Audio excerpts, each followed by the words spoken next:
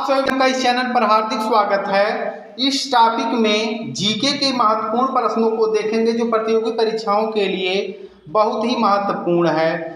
तो इस चैनल पर जो बच्चे नए हो चैनल को सब्सक्राइब कर लें। आइए बिना रुके हम इसे शुरू करते हैं। भारत में सबसे अधिक वर्षा वाला राज्य कौन सा है? भारत में सबसे अधिक वर्षा वाला राज्य कौन सा है? सही ऑप्शन होगा मेघालय। मेघालय में एक स्थान है, कभी कभी पूछ लेता है कि भारत में सबसे अधिक वर्षा कहाँ होती है, राज्यों का नाम न दिया हो तो मेघालय में जिस स्थान पर सबसे अधिक वर्षा होती है उसका नाम है मासिनराम, जहाँ पर सबसे अधिक वर्षा होती है।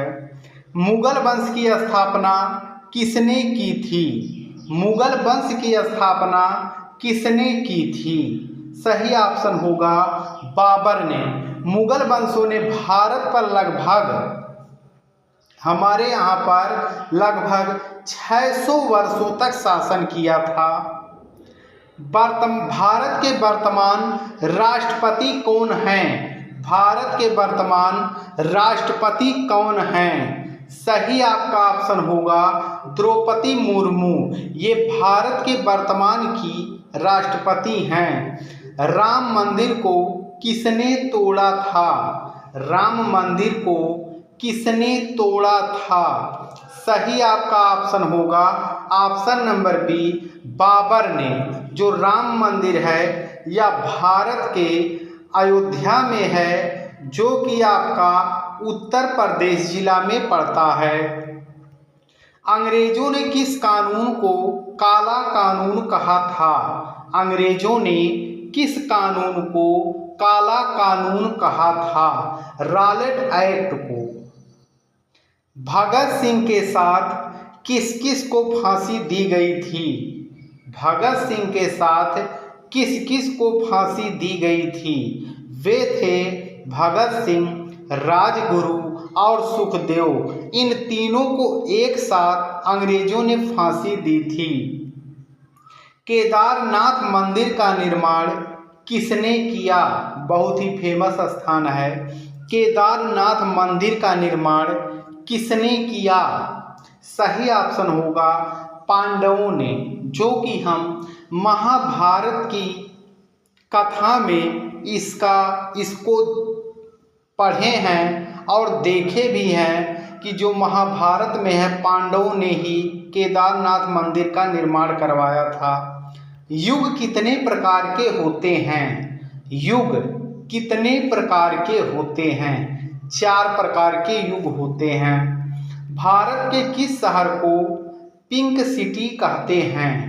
भारत के किस शहर को पिंक सिटी कहते हैं या इसी को गुलाबी शहर के नाम से भी जाना जाता है? वह आपका है जयपुर, जो कि राजस्थान की राजधानी है। भारत के किस शहर को झीलों की नगरी कहते हैं? भारत के किस शहर को झीलों की नगरी कहा जाता है? सही ऑप्शन होगा ऑप्शन नंबर सी उदयपुर, जो कि राजस्थान में है। लोदी वंश की स्थापना किसने की थी? लोदी वंश की स्थापना किसने की थी? सही ऑप्शन होगा बहलोल लोदी ने। मौर्य साम्राज्य के संस्थापक कौन थे? मौर्य साम्राज्य के संस्थापक कौन थे?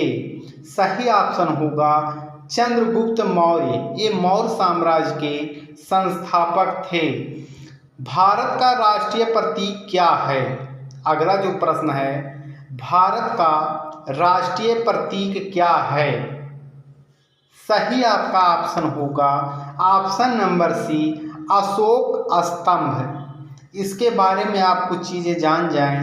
भारत का राष्ट्रीय चिन्ह अशोक स्तंभ है। इसे 26 जनवरी 1950 को अपनाया गया था, जो कि उत्तर प्रदेश के बनारस जिले में इस सारनाथ नामक स्थान पर स्थित है। भारत का राष्ट्रीय ध्वज क्या है? भारत का राष्ट्रीय ध्वज क्या है? तिरंगा। यह भारत का राष्ट्रीय ध्वज है। जनसंख्या की दृष्टि से सबसे बड़ा राज्य कौन सा है? जनसंख्या की दृष्टि से भारत का सबसे बड़ा राज्य कौन सा है? उत्तर प्रदेश। लगभग वर्तमान में यहाँ की जनसंख्या 24 करोड़ है। भारत के अंतिम हिंदू राजा कौन थे? भारत के अंतिम हिंदू राजा कौन थे? राजा धीरेन्द्र चंद्र देव।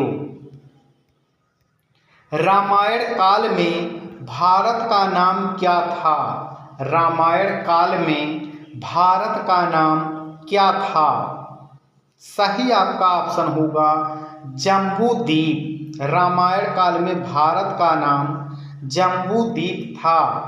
भारत का राष्ट्रीय पर्व क्या है? भारत का राष्ट्रीय पर्व क्या है?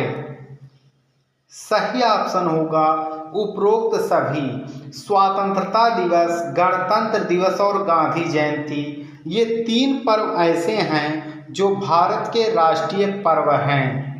भारत को इंडिया नाम किसने दिया था? भारत को इंडिया नाम किसने दिया था? वे थे हेरोडोटस। भारत का नाम भारत क्यों रखा गया? भारत का नाम भारत क्यों रखा गया? सम्राट भरत के नाम पर भारत का नाम भारत पड़ा। पौधों की वृद्धि के लिए कौन सी मिट्टी सर्वोत्तम मानी जाती है? पौधों की वृद्धि के लिए कौन सी मिट्टी सर्वोत्तम मानी जाती है? सही आपका ऑप्शन होगा ऑप्शन नंबर सी, दोमट मिट्टी। निम्न में से भूगोल के पिता या जनक कौन हैं? निम्न में से भूगोल के पिता या जनक कौन हैं? इरेटास्थनीज, इन्हें भूगोल का पिता या जनक कहा जाता है। भारत में कौन सी नदी उल्टी बहती है? भारत की वह कौन सी नदी है जो उल्टी बहती है? वह है नर्मदा, जो कि अरब सागर में गिरती है। सुंदरबन का डेल्टा कौन सी नदी बनाती है? सुंदरबन का डेल्टा कौन सी नदी बनाती है? वह है गंगा और ब्रह्मपुत्र। सुंदरबन का डेल्टा विश्व का सबसे बड़ा डेल्टा है। वायुमंडल की ऊपरी परत को क्या कहा जाता है? वायुमंडल की ऊपरी परत को क्या कहा जाता है? सही ऑप्शन होगा क्षोभ मंडल। जहाँ पर मनुष्य अपना जीवन यापन करता है, उसको ऑक्सीजन मिलता है। इसके साथ साथ सभी तरह के जीव जंतु रहते हैं और मौसम यानी जलवायु भी यहीं पर बनता है। तो इसमें जितने भी प्रश्न हैं आप सभी लोग इसका अध्ययन जरूर कर लें।